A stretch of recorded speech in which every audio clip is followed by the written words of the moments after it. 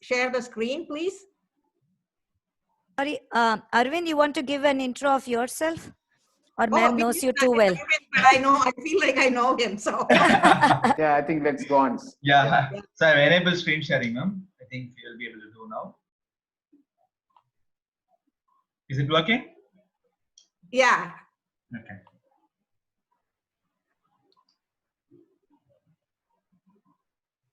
Can everybody see my screen? Yes. Okay, I'm going to put this on screen sharing mode. And I want to encourage all of you to just stop me when you want to ask a question. I don't want to wait till the very end. You can always use the chat to post it. I'll keep my chat window open so that I can see.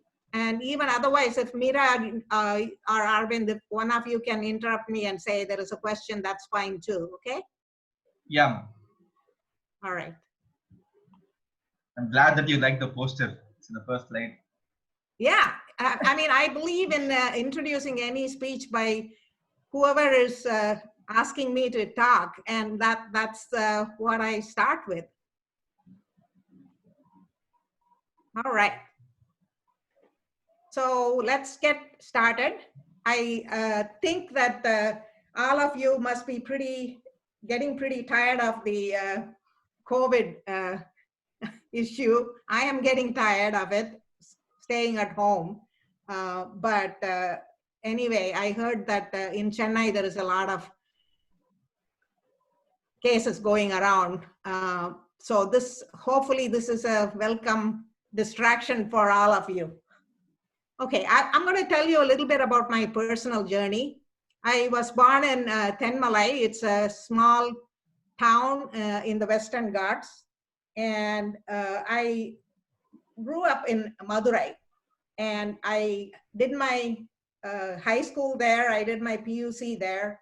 And once I finished my PUC, I wanted to join the engineering college. And my parents were a little bit apprehensive that I may have to go out of town to do the studies. Remember, this was back in 1966. And yet they allowed me to go to Chennai, join the College of Engineering, Guindy. And once I graduated, I joined the Electronic Corporation of India. I did a little bit of research and building of products in the microwave area. After which I got married and had a child and moved to the US. And my husband was actually coming to Carnegie Mellon to do his PhD in computer science. And I and my daughter, we tagged along. And then once my daughter was of school-going age, I also started my graduate program in Tepper. It's called Tepper now. It used to be Graduate School of Industrial Engineering, GSIA, Industrial Administration. And I got my PhD in operations management. And once I got my degree, we moved to the Bay Area and I joined the company called Consilium. Consilium was in the space of manufacturing execution systems. Have you heard of MES, manufacturing execution systems? Anybody? No, ma'am. Okay, so semiconductor manufacturing is a pretty intensive, complex process. You start with a wafer and you go through a whole bunch of series of steps, applying, photolithography, etching, on and on. And these are not linear flows either. These are re-entrant flows. So a wafer might go through a photolithography station multiple times. And so the number of steps increases along with the number of, along with the dimension of the wafer. It started out really small and then went on to 900 millimeters. And this was our job. When I started there, we were a startup. It was not very small when I started, but because semiconductor industry is a cyclical industry, it grows and shrinks, and we've had a number of layoffs, so the team shrinks and the team grows. But eventually we were so successful, we were selling to the giants in the semiconductor industry. It's the people like Intel, AMD, and TSMC. All of these were my customers, and I had an opportunity to visit them all. And then in 1999, Applied Materials acquired us. Applied Materials is a giant in semiconductor equipment, but they felt that they needed to get software expertise, and so they bought us. And I stayed there for a while, and then I left them to have my own consulting company. But then my boss, the CEO of Consilium, called me and said, I'm thinking of starting a company. Would you like to join me? And that's the story behind Retail Solutions. We were 4 co-founders, and we were looking at RFID at that time. And we felt the data generated by RFID could be useful in creating a lot of insights. And we chose to be in the retail sector because RFID has any number of use cases, including tracking livestock, for example. But we said we are going to track consumer packaged goods from the beginning, where they start in the suppliers manufacturing, all the way to the end, where the customer gets it. So that is the company that I co-founded. And so I stayed there until the end of 2016 when I retired, because it was time to, leave the company to some younger folks. Now today, what I do is I am a executive in residence at Carnegie Mellon's Silicon Valley campus. I am associated with an innovation lab. And what we do there is to teach master students a couple of innovation and entrepreneurship and enterprise innovation courses. As part of these courses, I guide them and I mentor them in the projects that they do. They could be things like getting a proof of concept done, or a research paper done, any number of things. So that's what I do, but I do this part-time because I didn't want to do a full-time job after retiring. I also wrote this book called Roots and Wings. It's all about the women who came before me in CEG, starting with the first woman, Lalita, who was an electrical engineer, and goes all the way to my batch, 1971. And I'm, as Meera mentioned, I'm very much involved in the Alumni Association of North America. I'm a board member, and I'm also very proud to have been instrumental in starting the mentorship program, Ask a CEGM. And I am involved in the Society of Women Engineers. I volunteer there whenever I get time. So that's me. With that, let me jump into the talk. What I wanted to do was to kind of share with you my thinking about startup challenges, and we will get to the market research and networking as part of all of the challenges that we are facing. So the first challenge is how much money. You always underestimate how long something is going to take and how much money you will need. How many of you have this problem? I'm sure many of you have this problem, right? Yeah. And it's always the case that, especially if you have not done this before, which many of you have not, that there's no benchmark for you to say how much anything will take, because each startup is unique. The team is unique, the problem is unique, the market space that you are in for your particular product or service is unique. So it's always the case that you really don't have a good idea of what it takes. And you also don't know how quickly you can launch. often people hold on to their idea too long, and if you wait long, somebody else will come in, or your idea itself may become obsolete. And you have to really be on the ball here and make sure that you address your startup to the right time. And the third is, what is your end goal? Often people think that they have a great idea, they want to have a startup, but they really are not thinking about what do they see as the end goal for their startup. And it could be that you want to rule the world, right? Or it could be that you want to make a good company that serves people, and at the same time make modest amount of money to live well. So these are all very different end goals, and your startup journey should reflect what you are thinking of doing in terms of your end goal. People say, when I start a company, I am thinking, what am I going to do with my startup as an end goal? Do I want to sell the company to somebody bigger? Do I want to do an IPO? All of these are different end goals. And if you don't have that end goal and look back and say, what do I need to do? Oftentimes it doesn't work out.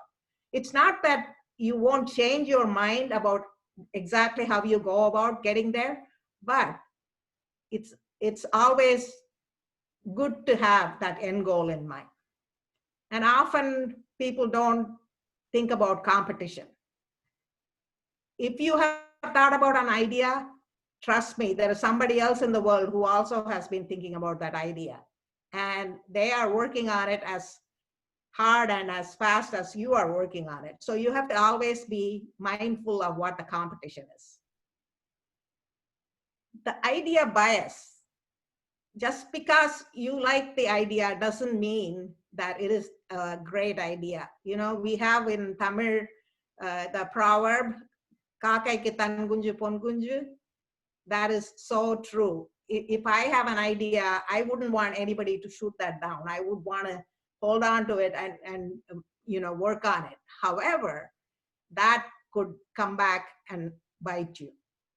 So you always need to be very flexible about what kind of idea bias you have. And pivot when needed. There are companies who have gone through 4 or 5 or 6 pivots, because people realize what they originally thought was going to happen was not going to be feasible.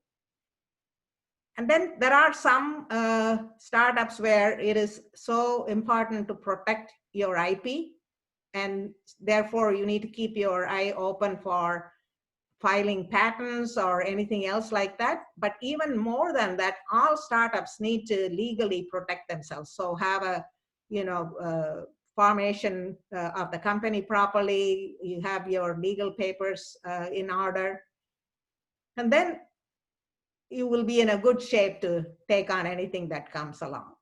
And the next one is trying to raise money too early and too much. It's one thing to be worrying about money. It's another thing to go overboard on what you need, because you could be spending all your effort trying to do this and not keep your eye on the ball, which is to grow your company.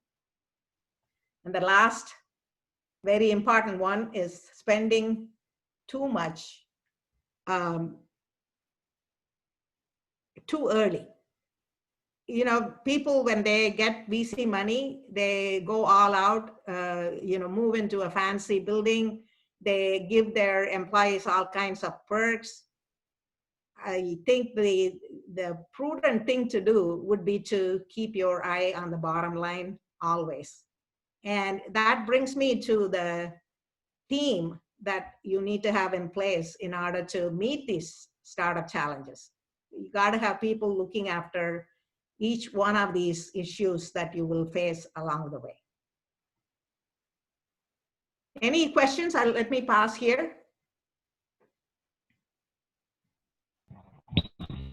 Ma'am, would you be covering the tips and tricks for startups to make sure that they are not falling into these traps?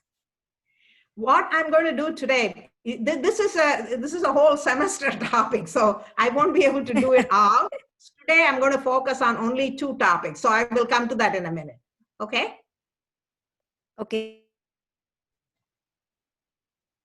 Okay, ma'am.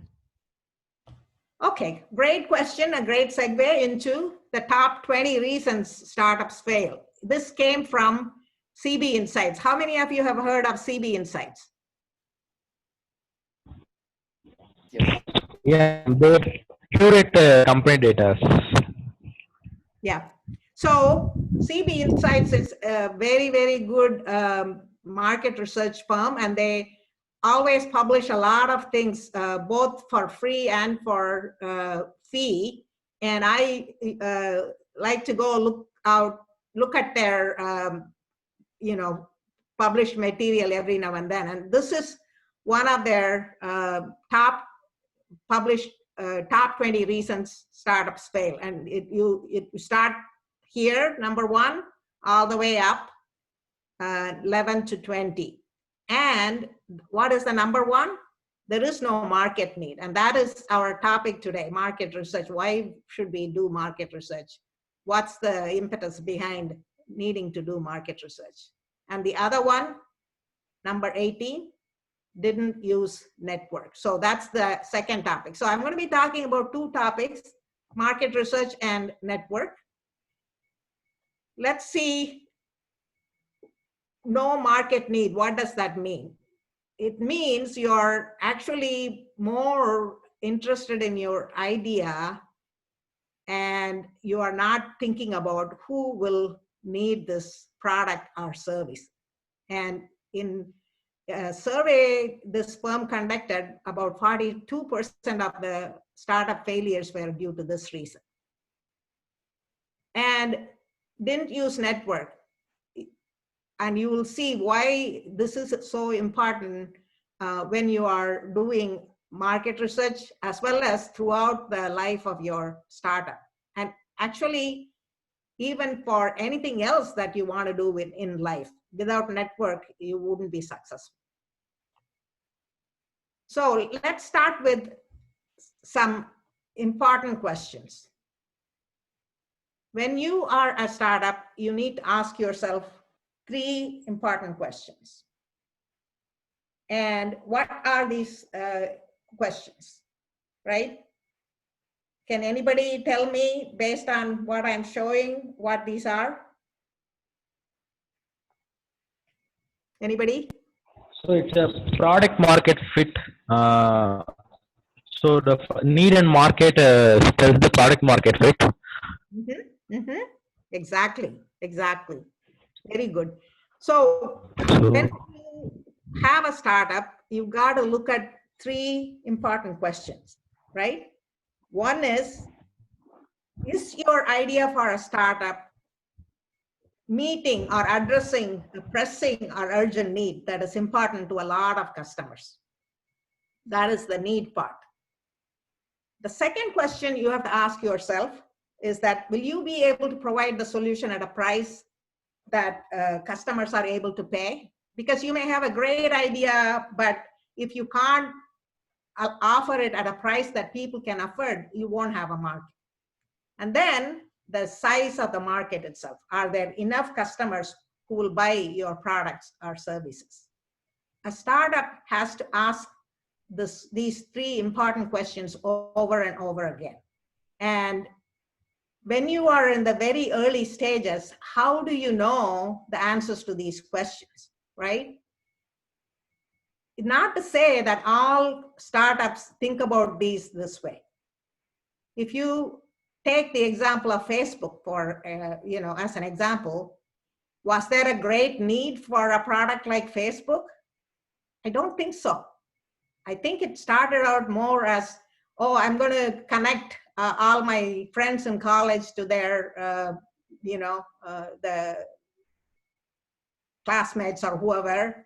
And it was really all about meeting somebody and having pool of people to date and so forth. That was the, premise behind Facebook. But over time, it became a tool because people got addicted to it. They brought in their friends, and the friends brought in friends, and it really, really grew. And what about price? It's free for the most part, but is it really free? Not quite. You give up a whole bunch of your privacy and security in order to participate in that platform. And the market is endless. It's as many humans as they exist, right? So there are examples that are really not applicable. That don't really consider these three important questions, but over time they become important to certain set of people. Yes, Facebook initiated a new market, and these companies, these startups are far and few. Not everybody can be a Facebook. Think about Google. When they started, they were fulfilling a need for searching. But now you can't live without it, and I can't live without it. Anytime somebody asks me for something that I have no idea about, that's the first thing I do, I Google. And it's become a verb, right? So there are really giants who started out not thinking about these things, but for the run-of-the-mill startups, these three things are very, very important. So how do you answer these questions? There are things that one does in order to understand about the startup's makeup. Who will want this product? What price can I offer it for? And who will be the customer? So the first one is the industry trends. And in researching the industry, you have to look for latest trends. You have to compare the statistics and growth, what areas of the industry are appearing to be expanding, what are declining, is it catering to new type of customers, what kind of technological developments are impacting the industry, how can you use them to your advantage. All of these things can be answered by looking at the industry trend. And why is the industry trend important for a startup? It's important because you don't want to get into an industry that is declining. You want to be in an industry that's growing. Can anybody think of an industry that's growing right now? Anyone? Online learning. Online entertainment. Fintech. Fintech. Mask manufacturers. Uh-huh. Yeah. And Healthcare. if you think about an industry that's growing, it's the healthy food market, isn't it? People are fed up of processed foods. People are not happy with too much sugar.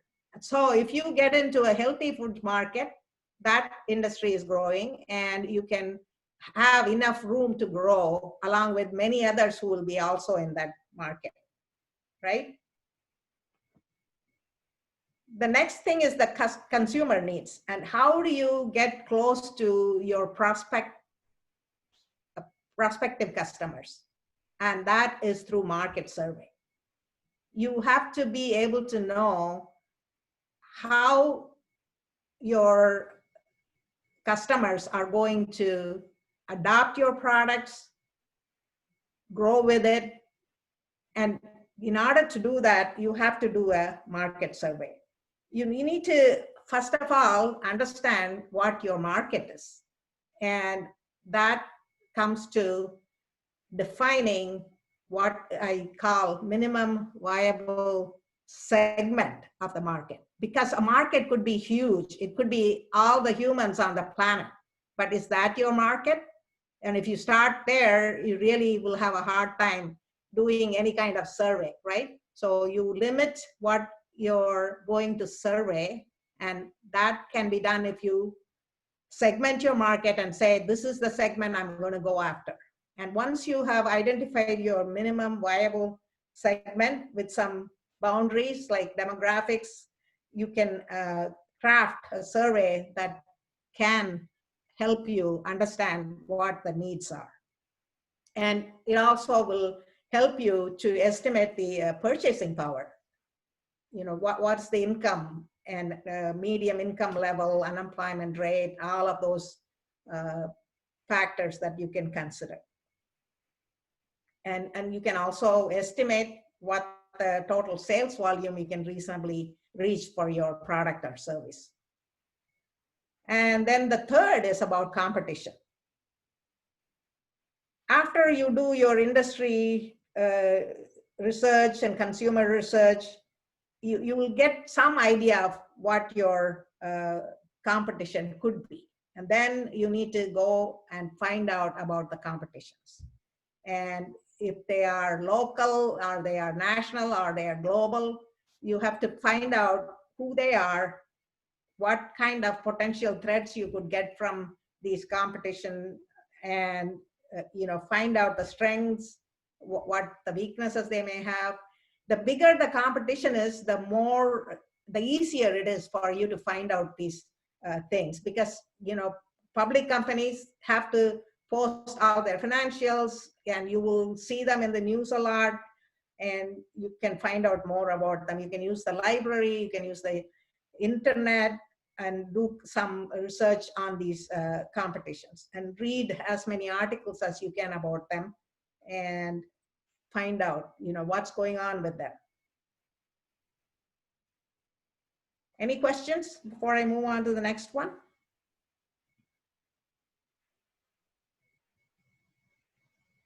Is there any factors to be considered while deciding our minimum viable segment, ma'am? For example, in my case, it's a water purifier. Everybody needs a water purifier, but I can't just go like that. So, is there a you know, kind of tool-like thing which we can use to decide our MV segment? I am not aware of any tool except to kind of you know, start with the bigger problem. So you mentioned that everybody needs a water purifier, right? But water purifiers are of many types. It could be an industrial water purifier. It could be a home-based water purifier. So you need to decide what that is, right? And Yes. you may then say, am I going to be a B2B player or a B2C player? B2B player means it is industrial, not industrial, I mean commercial water purifiers that you may provide to big groups, like, for example, a condo association, or it could be the individual one that you are going after. You have something called water purifying technology. Now, how do you apply this? So you have to kind of determine that, and that narrows down the market to something. And then you have to kind of look at it and say, how do I go after this minimum viable segment? So you have to look at other factors. You have to say, when I start out, is it practical that I can go after a big geographical area? Or would I be better off starting small, local, to set up people who are with certain characteristics? So you may say, you know, the family has to earn at least so many lakhs, or the family has to have children, any number of things. You could use any of these characteristics to define your, you know, minimum viable segment. But you have to go through that exercise. And I don't think there is any one tool that can help, though you can gather a lot of data, demographic data. They are all available these days quite readily. And you need to use tools, you know, data science tools, analytic tools, in order to understand what's going on. It's very, how do I say this, very custom to everybody's needs, because your startup is not like somebody else's. So you have to know what you're after, and you have to then look at the data. Does it answer your question? Yes, ma'am, it did, ma'am. Thank you. Okay. So I mentioned market survey, right? the market survey can be many types, and it really depends on your goal. For example, if you are only doing concept testing, meaning you have the idea, you haven't done anything else yet, but you want to find out whether this makes sense, then you would be starting the so-called concept testing. And for consumer products, these will be your friends, family, your social network connections, right? And it works for products and services used by everyday people. But you won't be asking your family a question about a product that you're wanting to sell to businesses. So B2B products, you've got to have business connections. You have to understand what their pain points might be in their work, and then be able to bounce off your idea and see whether it is worth pursuing. That is in the really early stage. And then when you're past that stage, you have your product idea pretty well gelled. You want to find out the market size, and you can use the internet to see if there are any public market studies. And I've listed some things here. There is do you all know about this open government data platform? Yes, ma'am. Okay, so you can go there and see, what kind of information you can get from there. The other thing is you can become members of associations related to what you are trying to do. So there is the Electrical and Electronic Association, IEEMA. If you happen to be in the software, it's in ACM. So figure out which association you want to be part of and try and leverage all the resources that they have. Even if you don't become a member, paying member, you have access to a lot of material from them. And again, CEG as an academic institute will have a lot of access to a lot of these materials.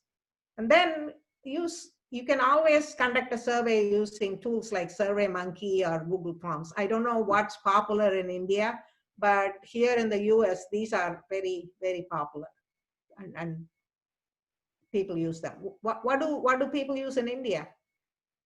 Both, ma'am. Both are available. Yeah, okay, good. Then the market size for funding is very different from the other two. You can be very ad hoc about these, but for funding, often the person you are going to pitch the idea would want to know that you have actually sized the market with some tool or from using a professional market research firm to say what is the existing market. Because if you threw out a number like, this market is worth, $10 billion, they would want very solid evidence of your statement. So it's important to have that, and you have to spend the money. It does cost a lot, but this will be worth spending if you are going for a funding round and you're asking for money based on the total market size. Okay. So the early market research approaches, I already talked about the minimum viable segment. The way you would gather your data for market research or get market research is really, crowdsource and, conduct some interviews with a few. And it always is the case that you won't use the same questions as you used in the first interview, because your questions are going to get refined as you talk to people and find out more and more about the kind of things that you should be asking. And you can do online survey. If you offer some prizes, people would take part. But I am personally not a big fan of online surveys because the response is, it's less than 30% response rate. And, often you may not get what you want, but it's worth trying. And then, of course, when I talked about going for the funding round, if you are not able to spend the money required for an industry research firm, you could actually use all of this and get information, but put together a deck which really shows that you have done your homework, you know what you're talking about. All right. I'll give you an example of a market research. And everybody know this firm, iClinic.com? Anybody? Yes, yes, I've used it recently for my mother. Okay, wonderful. You're a user. That's excellent. Nice one. Now, iClinic is background is that Dhruv Suyam Prakasam is a CEG alum. Oh, is that so?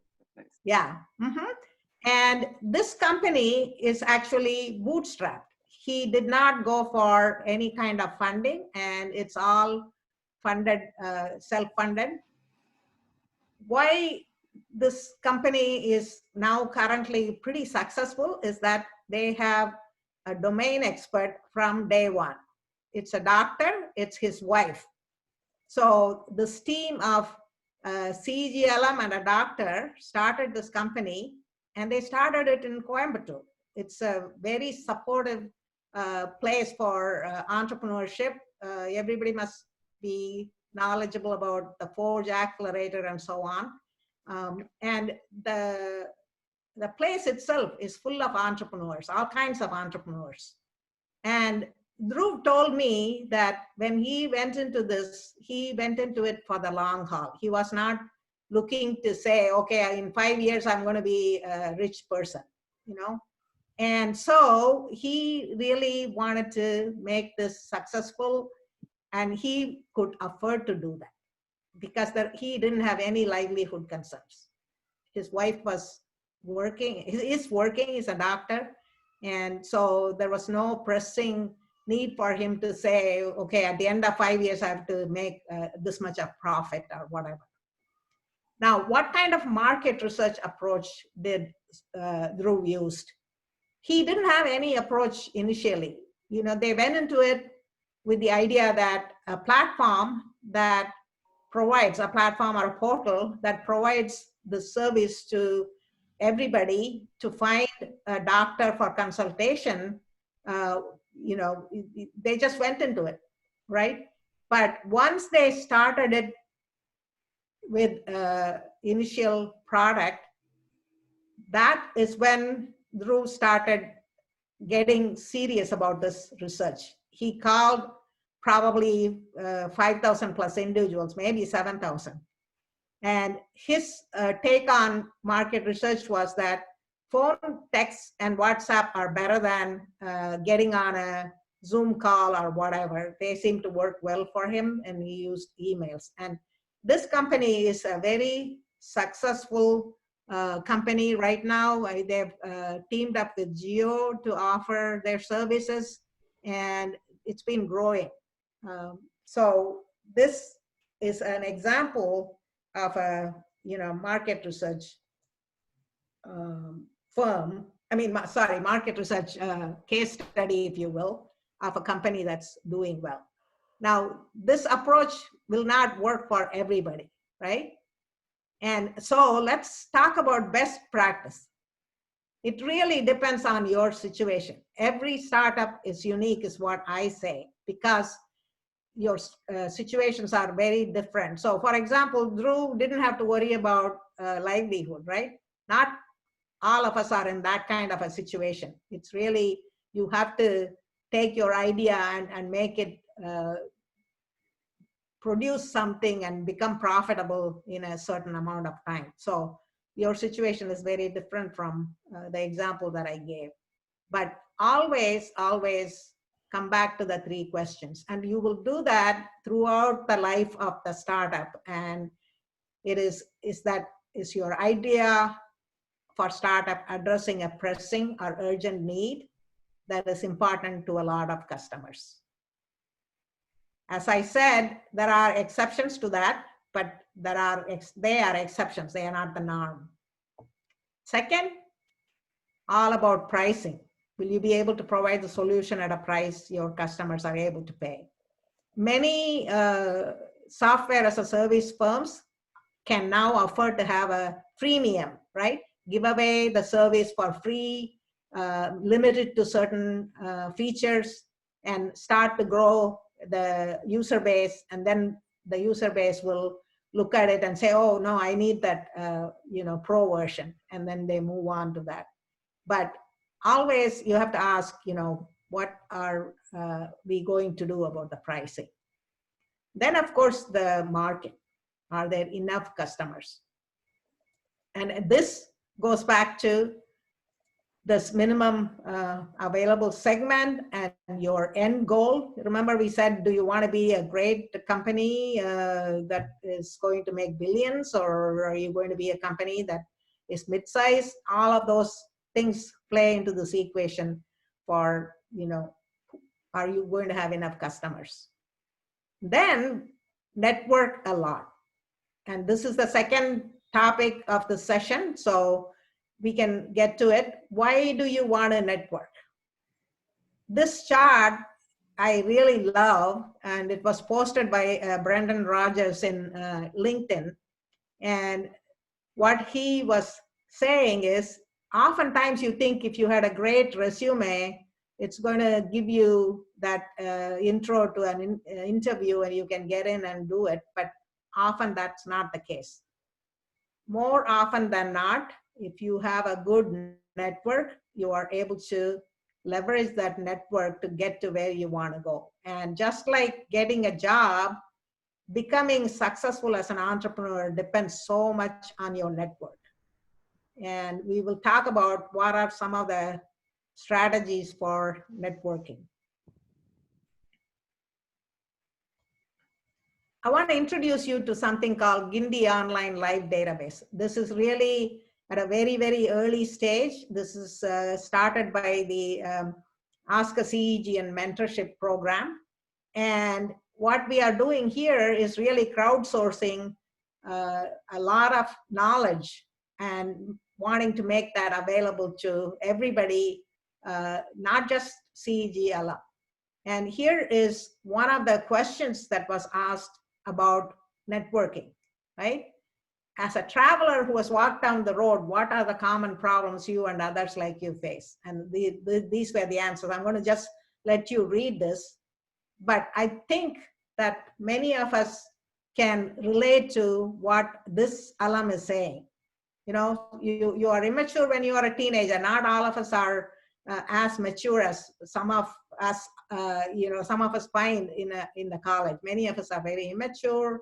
We get really afraid of going and talking to people, and even though you may be participating in all of these Agni and Kurukshetra and all of that, you just focus on the end goal, like getting a prize or getting some recognition of your name, but avoid interactions. And the whole idea behind these activities should be that you interact with your peers, you interact with your faculty, you interact with those who come to the campus to participate. And you can have any number of reasons why you don't want to network, but you really have to think about the fact that networking makes things possible. And this is available to everybody. I gave the URL here. And then answering the question, how can today's students equip themselves better? There's a lot to be said about reading. Always read a lot and attend events. So AACEG conducts so many events, and participate, get to know the alumni, and do the networking. So why did I talk about this here? Because I think that this problem of networking is very prevalent, and the only way to overcome this is to actually go do it. And there are some do's and don'ts here. We won't focus on the don'ts, but what it comes down to is really doing your homework, making a good impression, approaching people you don't know. And so you have to do some homework. And how do you do that? You look at who is going to be at the event, read up a little bit about people who may be attending that event, on their social media profiles. And always keep in mind what you are going to talk to them about in terms of yourself. If you were to be introducing yourself to somebody, how can you do that in a very, very short time? Because people have very little attention span. And how do you, introduce yourself and say, this is who I am? It's sort of like, you've heard of the elevator pitch for startups, right? It's an elevator pitch for yourself, because you will be the face of your startup and you have to kind of make the good impression. And always seek out, opportunities. Don't forget about the networking part of your startup journey. It is very, very important. That's what gets you to open doors and get help. And social media today is even more important than before now, because COVID situation has made it really difficult to meet people in person, isn't it? So there are a lot of online events happen, and it is so important for you to have a good social media presence. I personally like LinkedIn for professional social media, and it's important to keep your profile update. I often find that the profiles don't have a good picture, the profiles don't talk about accomplishments, profiles don't give a good idea as to who you are. I would say that is something that you should correct right away. You can talk about your aspiration there, you can talk about what you have done so far, and you should not hesitate to reach out to make a connection. Look for things that you might have in common. Don't simply, say, please, I want to connect with you, and press a button. No, you should really think about writing something short that talks about why you want to connect, and then make the request.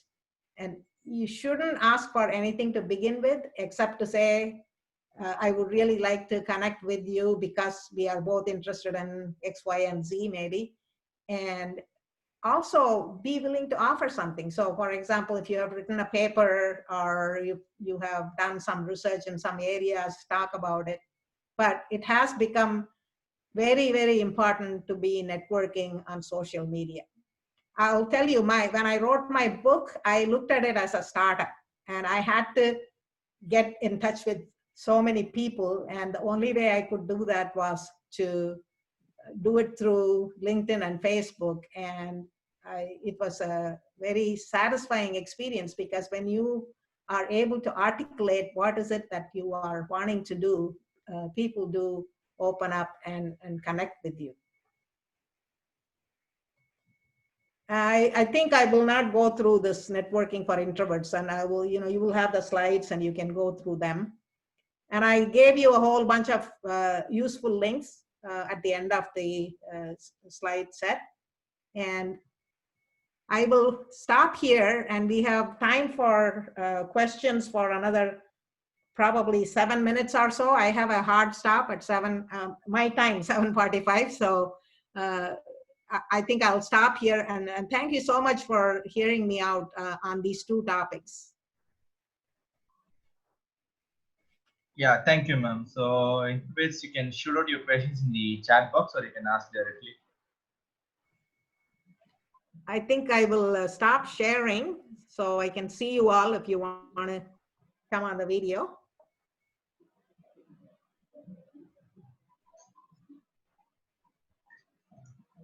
Ma'am, can you share this pitch deck via mail so that I can forward it to the incubates? Sorry, I can't hear you well. Can you share the presentation?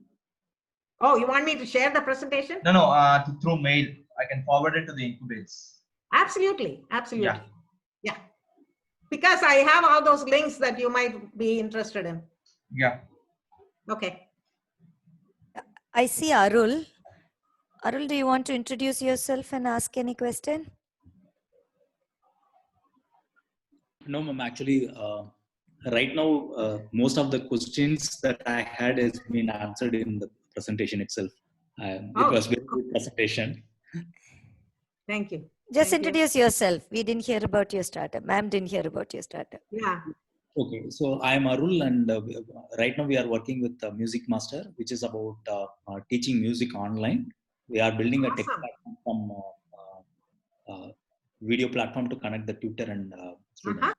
Yeah, yeah.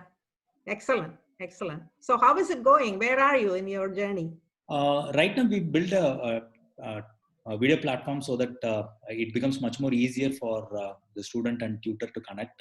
They can able to use a certain kind of a widgets, it's like a Shruti box or a metronome and other things which is related. So vocal classes that it's going on in through our platform. There are about 100, close to 100 live students, and Okay. 35 hard tutors are with us. Excellent. So in these COVID times, probably even more demand for something like this because people are, yeah. Excellent. Great. Any questions, others? Dinesh, did you introduce yourself or have a question? Yes, ma'am. Hello. Hi, Dinesh. Hi, ma'am. This is Dinesh, doing ME Solar Energy in CG. Yeah, yeah. My project is based on automatic painting machine, which is integrated with artificial intelligence. So for painting, exterior painting and then interior painting. Okay. Yes, ma'am. We are doing on that.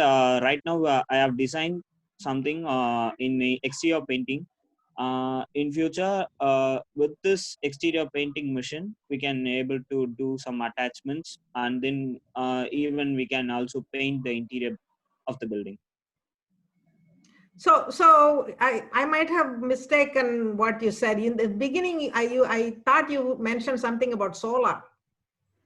Yes, ma'am. That's what he's studying. Yes, ma'am. That's what you're studying, but your startup is about painting. Yes, ma'am. Yes, ma'am. Maybe I think Rahul also introduced him as a solar guy. Maybe only Rahul, the other guy, introduced earlier. So he is also the solar, Yeah. studying solar. So maybe got. Okay. Okay. Yes, ma'am. Okay.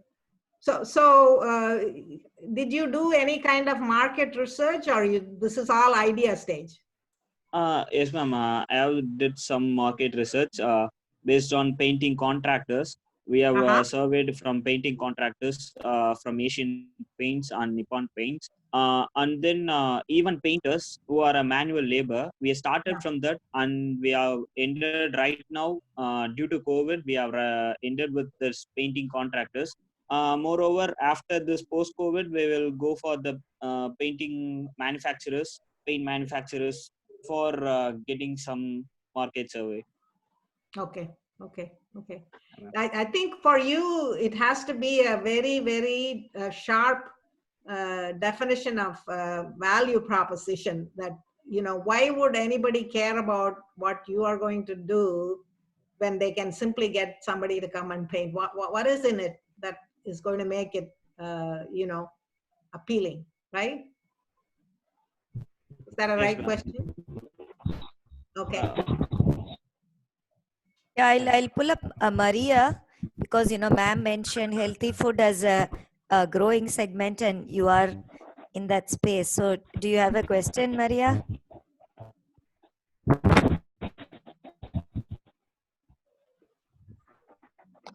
Yes, ma'am. So I would like to know how to talk about the marketing section in I have my volume really high. Ashok, can you mute yourself?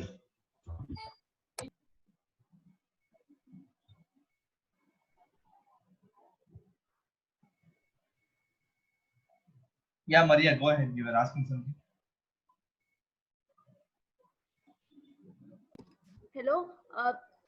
So thank you, ma'am, for the session. It was very useful. I still am having trouble hearing you, Maria. I don't know about others. I'm old. So you need to either speak up or increase your... We can hear you, Maria. If you speak, I can, relay it back to ma'am. She has a very soft voice. Okay. Yes, ma'am. Am I audible now? You are. Thank you, ma'am. So ma'am, I wanted to know like how to connect the, because we have lot of healthy eating and healthy foods trending nowadays. People are promoting lot of it. So as a researcher, how do I substantiate uh, my uh, my findings, and how do I promote this between people? How do I make, also how do I make the business people understand, if I go for a B2B uh, B2B collaboration, how do I make the business people understand that this is the need of the fortification, this is the need of the hour? Because we have lots of malnourished people. Malnourishment is in high. So how do I make them understand? Meera, you may want to speak about it because I really couldn't hear the last few Yeah, things. so basically, she is in this fortification of oil, right? With, so that more nutrition is provided in the food that is created using that oil. And her target customer is these oil makers, right? Because, they would add this ingredient or use this process to make their oil better. So her question is, right, there is value, it's healthy, it's better, there are malnourished people, and but how do you make this sale and convince these B2B, right, her customer, who are these companies, to see the value? Yeah. I think in this case, it's really growing a set of customers outside of your target market and have them speak about it. Social media is a wonderful thing. So you can say, Maria has her company, she's, doing this enriching of oil, and you should be able to have some, cooking parties, or, you have to make this oil in some amount and use it actually to produce the end product, and then be able to talk about this oil being not only nutritious oil, but is also very tasty and creates these wonderful food. And the unfortunate thing is, for something like this, how do you know it makes a difference, right? And that is just the same issue that people who go to do clinical trials for their pharmaceuticals, because it takes a very, very long time. And so you have to kind of find some other hook for what you are offering. And then, if you have enough people using it, then you can kind of, get that big product to become popular, and then you can sell it to the oil makers. Now, you can also include scientific studies which show why this particular product is going to be beneficial, right? It doesn't have to be that you have to go for an FDA clearance, but you can always have people in the industry, food industry, actually look at your product and are willing to say this particular product, by enriching oil, is going to provide X amount of something. I don't know what that is, what the health benefit is, right? So you can use those two strategies to kind of propagate the knowledge about your product. And once you have a sufficient number of people talking about it, then you can sell it to the oil makers. You can try going to the oil makers with some industry experts endorsements of your nutrient. You can do that. But that would mean you have to have at least, a couple of them talking about it to be able to say, hey, these people who are prominent people in the food industry, nutrition, you can, enlist somebody who's a nutritionist to talk about it. So you have to kind of find your endorsement pool and take that and go to the oil maker. But at the same time, find a way to say, okay, there are so many customers, say 100, who are willing to talk about not just the nutrition, but also, this added to the oil, make the oil sound, taste much better than the regular oil or something like that. Does that answer the question? This is Ashok from offline. Yeah, and we'll keep this as the last. Go on, Ashok. I need a piece of advice. So, like 8 years old, man. Ashok, can you type your We question did in the chat some of box? the. Can you maybe type it in the chat? Okay. Because your audio is really bad. Yes. So you are able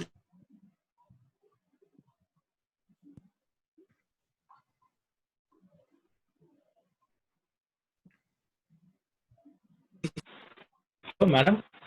Yes. Yes, ma'am. Ma'am, I did a piece of advice. So what happened? The last we are 2 years old. So we have done few of the mistake like not doing the market research and doing competitive analysis.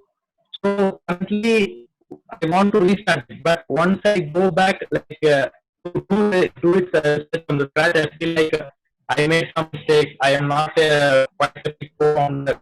I'm feeling low about it, man. So I want some kind of mind shift, mindset shift, so I can restart from the scratch to do the market analysis and other stuff. So, Ashok, is your question on the costs involved in doing market analysis, or having started after, making some progress, going back and doing market analysis? You're not able to understand the question clearly. You know, perhaps in the interest of time, I suggest we forward any Question. pending questions to me, and I will try to answer them. Because I do have a hard stop, unfortunately. Yeah, we understand. Yeah. Anyways, But thank you, send ma'am. me the question. I will absolutely answer it. Yeah, sure. So thank you, ma'am. Thank you for the webinar. It's quite interesting and wonderful. So, Meera ma'am, would you like to add something? Yeah, thank you so much, ma'am. It was, I think we so far never had such a well laid out and, well flowing thing that got so many people engaged and gave them something very meaty to, right, think about and actually implement, right? And these are not theoretical ideas. So thank you so much for your valuable time, ma'am. And we will keep bothering you. So Yeah. Okay. Thank you. I would love to be bothered. It's my pleasure. And, thank you for inviting me to talk. It's been a pleasure to talk to all the people in CEG always. So thank you. Thanks, Well, everybody. we still have 18 more reasons for startup failure. I think we'll have 18 more sessions. Thank you, Dr. Shantha. I think you made a good beginning. I think you have a lot more topics to cover in the succeeding sessions. Uh-oh. Thank you very much. Yeah. Good Thank you, ma'am. beginning. Have a Great good Thank day. you, ma'am. Have a good Thank day. you. Bye. Bye. Good day Bye, for you. everybody. Yes. Bye. Bye.